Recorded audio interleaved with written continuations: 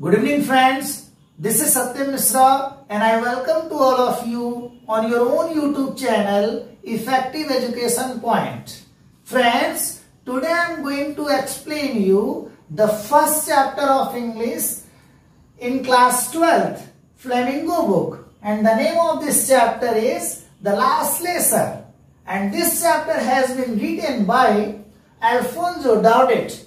In this story you will see the value of time and as well as the value of language in the development of a country, in the development of people also. It means in this story you are going to see what is the value of the time in the life of the citizens, in the life of the students.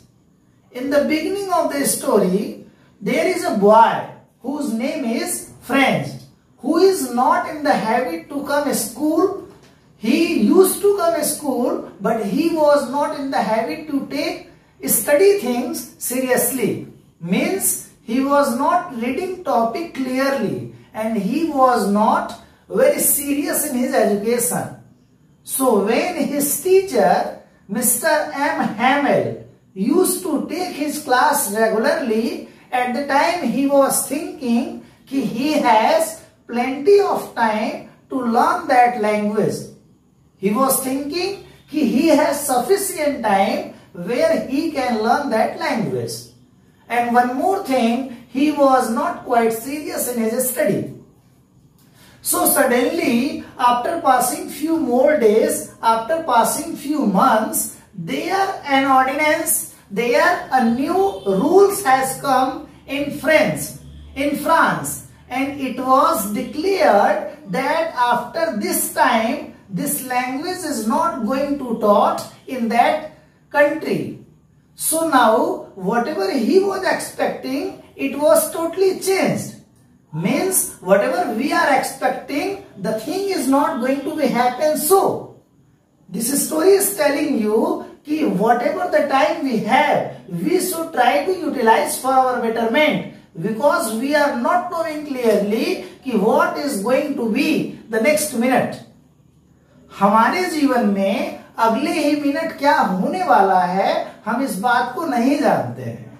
इसलिए हमारे पास जो समय है, हमें उसको अपने future को अच्छा करने के लिए यूटिलाइज करना चाहिए।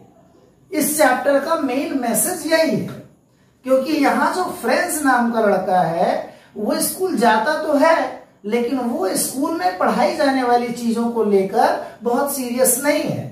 वो समझता है कि उसके पास सफिशिएंट टाइम है उस लैंग्वेज को पढ़ने के लिए, जानने के लिए। तो इस चैप्टर में अचानक आप ये देखते हैं कि इस स्टोरी में यही बताया गया है कि अचानक फ्रांस में एक नया रूल आता है कि अब वहां के लोगों को फ्रेंच लैंग्वेज नहीं पढ़ाया जाएंगे और अब वहां जर्मन लैंग्वेज पढ़ाया जाएगा।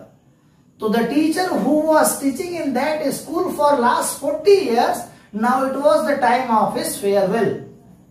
And when on that day this boy was reaching to his school late, so he was in dilemma, he was in problem. When he will reach to the school, his teacher M. Hamel will surely ask the questions that has been given to him as homework, and that was the rules of participant.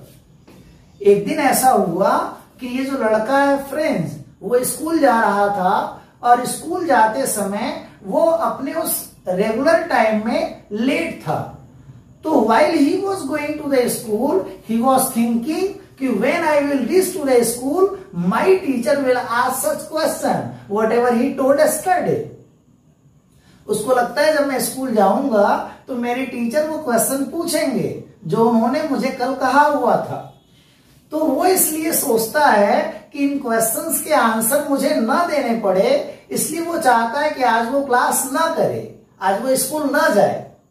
जैसा हम लोगों ने भी सोचा होगा अपने child life में, जब हम छोटे होते थे और हम लोग भी स्कूल जाया करते थे, तो हम लोगों के भी दिमाग में होता था मैथ का कोई सवाल नहीं आ रहा है, या इंग्लिश का कोई टॉपिक बहुत टफ लग रहा है, साइंस का कोई ऐसा फॉर्मूला है जो हमें प्रिपेयर्ड नहीं है, तो हम ये सोचते थे कि स्कूल जाने से अच्छा है कि आज फ्रेंड्स के साथ क्रिकेट खेल लें, कहीं घूम लें, स्कूल नहीं जाएंगे, क्लास बंद करेंगे, तो वो कंप्लेन नहीं सुनना पड़ेगा और पनिशमेंट से बच जाएंगे।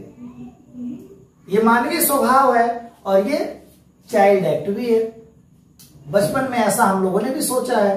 तो वो जो फ्रेंड्स है वो उस दिन लेट स्कूल जाते समय यही सोचता है कि ज्यादा अच्छा है कि फील्ड में जो सोल्जर्स प्रैक्टिस कर रहे हैं वो उन्हें देख ले, या जो बर्ड्स चर्पिंग कर रहे हैं, ट्विटर कर रहे हैं, वो उन साउंड्स को सुने, या वो अपने टाइम को बाहर घूमने में स्पेंड कर दे, ताकि स्कूल जाने पर उसे उस पार्टिसिपल जैसे टॉपिक जिसका वो एक वर्ड भी नहीं जानता है उसका आंसर उसको ना देना पड़े। लेकिन फिर भी वो स्कूल जाता है, वो बंक नहीं करता है।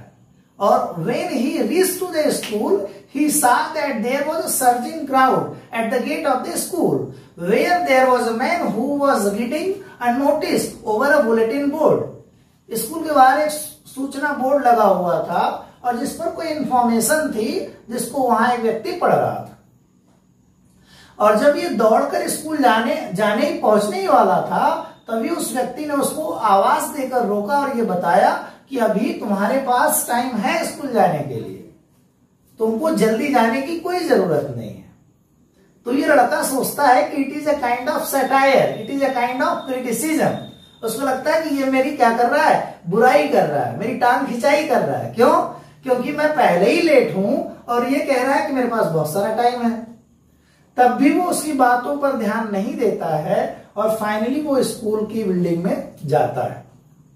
और जब वो वहां जाता है तो ही वॉज सरप्राइज कि on that day he was late and he was seeing his teacher was moving around in the room and he had a rule in his hand as usually he used to keep in his hand. And at the time, villagers were also sitting in the class at the back benches, which usually used to be vacant. जो हमेशा class की पिछली benches हैं वो खाली रहती थी, मगर उस दिन वहां विलेजर्स भी बैठे हुए थे और पूरा कमरा जो है वो विलेजर्स और स्टूडेंट से पूरा भरा हुआ था। So he also went there, and then that teacher did not scold him on that day. It was not the natural habit of the teacher. उस दिन मिस्टर एम हैमल ने उसको डांटा नहीं और उसने उसको एंट्री दे दी और वो अपनी जगह जाकर बैठा और उसने देखा कि on that day that teacher was in A special dress. उस दिन वो टीचर जो है वो एक अलग ही ड्रेस में आए हुए थे, जबकि वो उस ड्रेस में केवल 2 ही समय आते थे, या तो स्कूल में कोई ओकेजन हो या कोई सर्टिफिकेट डिस्ट्रीब्यूशन हो या कोई कुछ एग्जीबिशन या कुछ होने वाला हो। तो उसको लगा कि something new is going to be happen. Suddenly उस टीचर ने यह अनाउंस किया कि this is your last class in this school for this language, because of from today there will be no class of French language in this school because a new rules has decided by the government. एक नया नियम आया है जिसके through अब कोई class French की नहीं होगी। तो यहाँ जो है फ्रेंच बड़ा दुखी होता है कि एनी हाउ वो थोड़ा बहुत फ्रेंच समझने लगा था, मगर अब एक ऐसा नियम आ गया है कि वो फ्रेंच नहीं पढ़ सकता है। तो फाइनली वो भी दुखी होता है और ये जो एम हैमल है वो भी बहुत दुखी होते हैं, क्योंकि 40 ईयर से जिस स्कूल में उन्होंने अपना पूरा समय दिया हुआ था, अब वो उसके बाद उस स्कूल से जुड़ी हुई अपनी यादों से संबंधित चीजों को दोबारा रिकॉल नहीं कर सकते थे और उनको मजबूरी में ही सही अब वो विद्यालय छोड़कर जाना था। तो इस स्टोरी में यही बताया गया है कि the last lesson highlights the human tendency that there is plenty of time to do things. मानवीय स्वभाव है हम किसी भी काम को जिसको नहीं करना चाहते हैं उसको ये समझ के टाल देते हैं कि इस काम को तो कभी और भी कर लेंगे, अभी हमारे पास बहुत समय है। So the man keeps postponing the lessons of the life. So the people are doing the same thing. और वो क्या करते हैं, अपने आज के काम को कल के लिए टाल देते हैं। Oblivious to fact the life is subject to change. इसी तरह से जीवन में भी कुछ चीजें होती हैं जिसे हमें बदलना चाहिए। The people of Aljek always thought that they had plenty of time to learn the lesson. वैसे ही उस प्लेस के लोग भी ऐसा सोचते थे कि उनके पास बहुत सारा समय है उस लेसन को पढ़ने के लिए. Therefore they did not give much importance to the school. इसलिए वो स्कूल में पढ़ाई जाने वाली उन चीजों पर बहुत ज्यादा फोकस्ड नहीं थे और वो उसको बहुत सीरियस नहीं लेते थे. The lessons emphasizes the importance of the mother tongue for everyone. और इस चैप्टर में एक और इंपॉर्टेंट चीज बताई गई है, importance of our own language.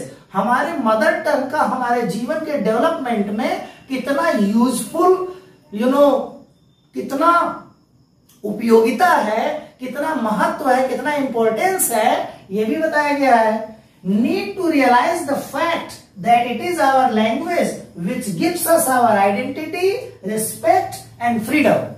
और ये चैप्टर हमें ये भी मैसेज देता है कि ये हमारी अपनी भाषा ही है जो हमें हमारी पहचान देती है, हमें हमारा सम्मान दिलाती है और हमारा जो फ्रीडम है वो हमारे लैंग्वेज की यूज करने से ही हमें रियलाइज होता है.